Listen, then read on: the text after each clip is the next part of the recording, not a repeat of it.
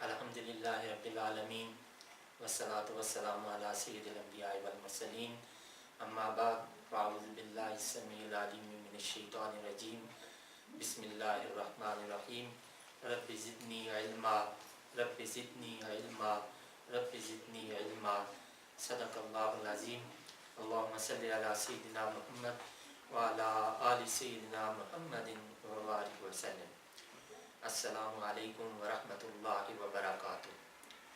سورہ بقرہ کا آغاز الف لام میم حروف کے ساتھ ہو رہا ہے۔ پڑھنے کا انداز آپ نے سنا کہ اس لام اور میم کو مد کے ساتھ پڑھا جاتا ہے۔ یہ الگ الگ حرف پڑھے جاتے ہیں۔ اگر دیکھیں تو یہ متوجہ کرنے کا طریقہ ہے، اگرچہ مطلب نہیں بتایا، لیکن پھر بھی الف پڑھنے پر 10 نیکیاں، لام پڑھنے پر 10 نیکیاں، میم پڑھنے پر 10 نیکیاں۔ اس سے پتہ چلتا ہے کہ اگر کوئی انسان قرآن کو سوچے سمجھے بغیر بھی پڑھتا ہے تو وہ بھی اس قرآن پاک کی برکات سے محروم نہیں رہتا، اسے بھی ثواب حاصل ہوتا ہے۔ نبی کریم رؤوف الرحیم صلی اللہ علیہ وسلم نے جب قرآن پاک کی برکتیں، قرآن پاک پڑھنے کی برکتوں کے بارے میں ارشاد فرمایا تو آپ نے فرمایا کہ الف لام میم اس کی مثال دی، ان حروف مقطعات کی جو ہے وہ مثال دی، اور فرمایا میں یہ نہیں کہتا کہ الف جو ہے وہ الف لام میم ایک حرف ہے، بلکہ الف علیحدہ حرف ہے، لام علیحدہ حرف ہے اور میم علیحدہ حرف ہے، اور ہر ایک حرف پڑھنے پر اللہ کریم 10 نیکیاں جو ہے وہ عطا فرماتا ہے۔ اتنی بابرکت کتاب ہے، اتنی فائدہ مند ہے کہ جو اس کو سوچ سمجھ کر اور جو ہے وہ پڑھتا ہے وہ بھی اس کی برکتوں سے مالا مال ہو جاتا ہے، اور جو اس کو سوچے سمجھے بغیر جو ہے وہ پڑھتا ہے، صرف اس کی تلاوت کرتا ہے، اس کے مفہوم اور ترجمہ کو نہیں سمجھتا، وہ بھی اس کی برکتوں سے محروم نہیں رہتا۔ الف لام میم یہ حروف مقطعات ہیں، ان کا علم اللہ تعالیٰ نے اپنے نبی کریم صلی اللہ علیہ وسلم کو عطا فرمایا۔ ذالک الکتاب لا ریب فیہ، اس میں کوئی شک نہیں۔ کس میں؟ کہ یہ اللہ کی کتاب ہے، یہ اللہ تعالیٰ کی طرف سے آئی ہے۔ یہ کیوں کہا گیا؟ تاکہ جو آپ پڑھ رہے ہیں پورے یقین کے ساتھ پڑھیں اور اس کو قبول کریں اور اس پر عمل کریں۔ کتاب کھولتے ہی سب سے پہلے اس کا تعارف کرایا گیا، وہ یہ کہ یہ وہ کتاب ہے جو اللہ کی عظیم الشان عزتوں اور عظمتوں اور برکتوں والی کتاب ہے، اور اس کے اندر لا ریب فیہ کوئی شک نہیں ہے، کوئی ایسی چیز نہیں ہے جو آپ کو شک میں ڈال دے اور پھر جس کی وجہ سے آپ اس کو قبول کرنے سے ہچکچائیں۔ اس کے برعکس ہم دوسری کتابوں کو دیکھتے ہیں، دوسری مذہبی کتابوں کو دیکھتے ہیں تو ان کے بارے میں کوئی ایسا بیان نہیں پایا گیا، نہ کوئی دعویٰ کیا گیا، نہ ان کتابوں میں آیا کہ یہ ایسی کتاب ہے کہ جس کے بارے میں کوئی جو ہے وہ شک نہیں ہے۔ بلکہ مثلا بائبل کے اندر بے شمار اختلافی روایات پائی جاتی ہیں، اس کے برعکس قرآن کریم اس کی تحریر کے اندر کوئی اختلاف نہیں، اس کے الفاظ کے اندر کوئی بے ربطی نہیں، اس کے معنی کے اندر کوئی جو ہے غیر واضح نہیں ہے بلکہ واضح ہے، اور جو ہے وہ ایسے ہیں کہ اس کے اندر جو باتیں بتائی گئی ہیں ان باتوں میں کوئی شک نہیں ہے۔ آج کے دور میں کسی عیسائی اسکالر سے پوچھ لیں تو وہ یقین اور سے یہ نہیں کہہ سکتا کہ یہ جو کتاب بائبل یا انجیل یا تورات ہے کہ یہ حتمی کتابیں ہیں اور اس میں ہر چیز 100% جو ہے وہ درست ہے، وہ اس کا دعویٰ نہیں کر سکتا۔ اور اس طرح اس میں جو انبیاء کی طرف جو ہے وہ گفتگو کی گئی ہے، نسبت کی گئی ہے، جن واقعات کا انبیاء کے ساتھ تعلق جوڑنے کی کوشش کی گئی ہے، وہ بھی صاحب علم اصحاب علم کے سامنے جو ہے وہ پوشیدہ نہیں ہے کہ وہ بعد میں آنے والوں نے قصے گھڑ کر، جھوٹے قصے گھڑ کر اس کتاب میں تعریف کر کے انبیاء کی طرف ان کو منسوب کیا۔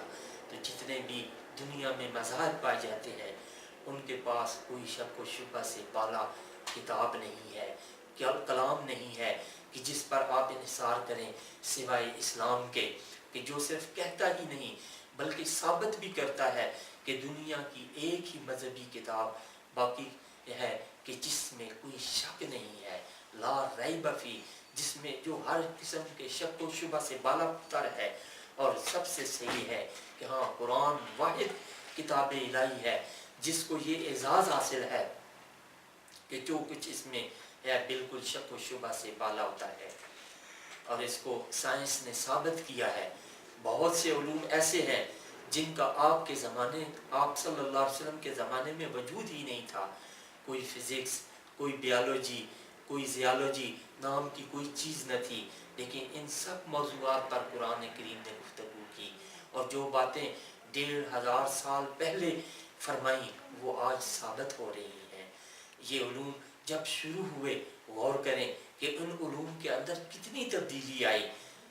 زیالوجی لے لیں، فزکس لے لیں، بیالوجی لے لیں، آج ان کی جو حیت ہے، آج ان کی جو شکل ہے، آج جو یہ ابتدا میں نہیں تھی بلکہ وقت کے ساتھ، تجربات کے ساتھ، اور یہ ان میں ارتقاء آیا، ان میں ترقی آئی، تو ابتدائی سٹیج سے ترقی یافتہ شکل اس شکل میں پہنچی۔ تو اس ترقی یافتہ شکل میں جو نظریات پیش کیے ہیں ان نظریات میں قرآن کا ذریعہ متبادل قرار پایا۔ مثلا نبی صلی اللہ علیہ وسلم کے زمانے میں کسی کو یہ پتہ نہیں تھا کہ زمین و آسمان ایک ہوتے تھے۔ قرآن میں پہلی دفعہ آیا اولم یر الذین کفروا ان السماوات والارض کانتا رتقا ففتقناہما، کہ زمین و آسمان آپس میں جڑے ہوئے تھے پھر ہم نے ان کو الگ الگ کیا۔ آج سائنس کیا کہتی ہے کہ ایک سپر آئٹم تھا جس کے اندر دھماکہ ہوا اور پھر یہ ساری چیزیں نکل کر پھیلنا شروع ہو گئی، جتنے بھی پلانٹس ہیں تمام چیزیں، اور پھر مزید پھیلتی گئیں، اور یہ پھیلنے کا نظریہ بھی قرآن کے اندر موجود ہے۔ اللہ تعالیٰ نے ارشاد فرمایا وَالسَّمَاءَ بَنَيْنَاهُمَا بِأَيْدٍ وَإِنَّا لَمُوسِعُونَ، اور آسمان کو ہم نے اپنے دست قدرت سے پیدا کیا اور ہم اس کو وسعت دے رہے ہیں، یعنی وہ پھیل رہا ہے، اس میں تبدیلی آ رہی ہے، وہ ہمیشہ سے ایک ہی طرح کا نہیں۔ یہاں پر صرف ایک بات کے دعوے کو ثابت کرنے کے لیے کہ وہ واقعی قرآن اللہ کی طرف سے ہے، یہ باتیں ایک دلیل کے طور پر پیش کی جا سکتی ہیں کہ نبی کریم صلی اللہ علیہ وآلہ وسلم کے زمانے میں کسی بندہ بشر کو سپر آئٹم نام کی چیز کا کوئی پتہ نہ تھا، کوئی آسمانوں کی وسعت کا پتہ نہ تھا۔ اگر آپ نے یہ سب بیان کیا تو وہی الہی کی بنیاد پر اس سے پتہ چلتا ہے کہ یہ اللہ کا کلام ہے۔ صرف قرآن کہتا ہے کہ لا ریب فی، اس کے بارے میں بتایا گیا ہے وہ بالکل سچا ہے، اس میں کوئی شک نہیں ہے، جو کہا گیا ہے، جیسا ہونے کا بتایا گیا ہے وہ ویسا ہی ہو کر رہے گا، تم بدل نہیں سکتے، اور اللہ کا کلام نہ بدلے گا۔ کس لیے آیا اللہ کا کلام؟ کس لیے آیا؟ ہدی للمتقین، متقین کے لیے، ہدایت کے لیے آیا۔ یہاں پر متقین کی بات کی، لیکن قرآن کریم میں ایک اور جگہ فرمایا ہدی للناس، ناس کی بات کی۔ یہ کتاب سب انسانوں کی ہدایت کے لیے ہے، ساری انسانیت تک لے جانا ضروری ہے۔ ہدایت سب کو دکھاتا ہے، رسہ سب کچھ بتاتا ہے، لیکن فائدہ کون اٹھاتا ہے؟ فرمایا جس کے اندر تقویٰ ہو، جو بچنا چاہتا ہو، دنیا میں گناہوں سے بچنا چاہتا ہو، آخرت میں برے انجام سے بچنا چاہتا ہو، وہ اس سے فائدہ اٹھائیں گے، اس سے ہدایت پائیں گے۔ اسی لیے آپ نے دیکھا ہوگا کہ بہت سے لوگ قرآن کو پڑھتے ہیں اور پڑھاتے بھی ہیں، لیکن خود ان کے اندر کوئی تبدیلی نہیں جو ہے وہ پیدا ہوتی. اس لیے بزرگ ارشاد فرماتے ہیں کہ جب قرآن پڑھو یا پڑھاؤ تو اس وقت جو ہے اللہ کریم سے یہ التجا کرو کہ اے پروردگار جو ہم سیکھ رہے ہیں، جو ہم سکھا رہے ہیں، یا اللہ کریم ہمیں وہ توفیق عطا فرما کہ ہم محروم لوگوں میں سے نہ رہیں. ہم جس طرح سیکھ رہے ہیں، جس طرح سکھا رہے ہیں، کہ اے اللہ کریم ہمیں بھی یہ توفیق عطا فرما کہ ہم اس قرآن کی پر جو ہے وہ عمل کر سکیں. فرق کس چیز کا ہے؟ فرق سوچ کا ہوتا ہے، ارادے کا ہوتا ہے، نیت کا ہوتا ہے.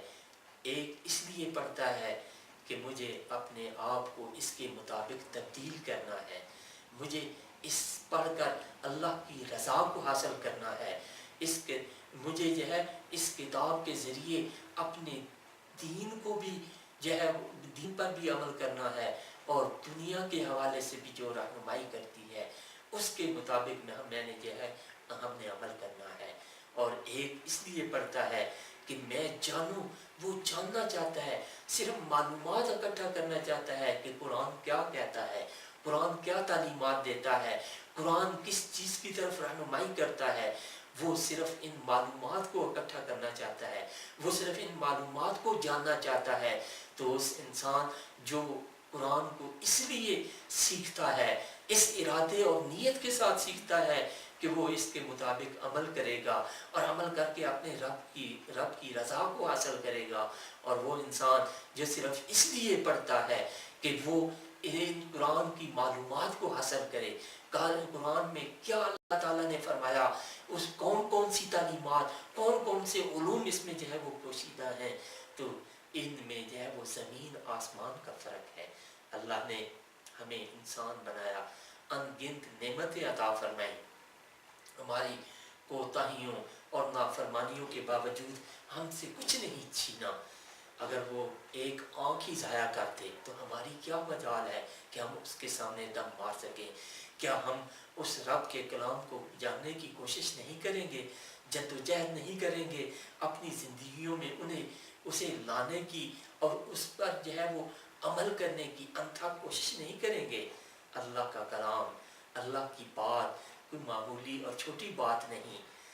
اسے پڑھنے اور پڑھانے کے عمل میں بس ایک ہی طرف ہونی چاہیے کہ میں اللہ کو کیسے راضی کروں، کیسے آخرت کی کامیابی حاصل کروں. کیونکہ آخرت میں ہمیشہ کا ٹھکانہ ہے. جب آخرت کا خیال آئے تو ہمیشہ یہ سوچا کریں کہ وہ میرا ہمیشہ کا گھر ہے. جیسے دنیا کو گھر بنانے، پھر اس کو سجانے اور آرام دہ بنانے کی کوشش کرتے ہیں، وہ تو ابدی گھر ہے. اس کا تو زیادہ حق بنتا ہے کہ ہم اس کے لیے محنت کریں، اس کے لیے کوشش کریں، اس کے لیے تگ و دو کریں، اس پر جو ہے اس کو سنوارنے کی کوشش کریں، اس میں جو ہے وہ راحت اور اطمینان کے سامان پیدا کرنے کی کوشش کریں. وہ تو ابدی گھر ہے، اس کے لیے تو کوئی کمپرومائز نہیں ہونا چاہیے. تو ہدایت کا تعلق تقوی سے ہے. تقوی کیا ہے؟ بالکل اندر کی کیفیت کا نام، اندر کی سوچ کا نام، اندر کے احساس کا نام، اندر کے شعور کا نام. یہ تقوی ہے کہ آپ کے دل میں کیا ہے. ہمارے دل کا حال اللہ کے علاوہ کون جانتا ہے؟ تو پھر کس کے ساتھ سچا ہونے کی ضرورت ہے؟ خیالات، احساسات اور وسوسوں، سب کچھ کو وہ جانتا ہے. جو خیالات ابھی دل میں اٹھے اور دماغ تک نہیں پہنچے، وہ مالک ملک اس کو بھی جو ہے وہ جانتا ہے. پھر ہمیں ہدایت ان کو ملے گی جن کے اندر تقوی ہوگا. ہدی للمتقین، ہدایت یافتہ وہ ہوں گے، انہیں ہدایت نصیب ہوگی جن کے اندر تقوی ہوگا. فکر ہوگی. کس چیز کی فکر؟ کہ دنیا میں گناہوں سے بچنے کی فکر اور آخرت میں عذاب الہی سے بچنے کی فکر.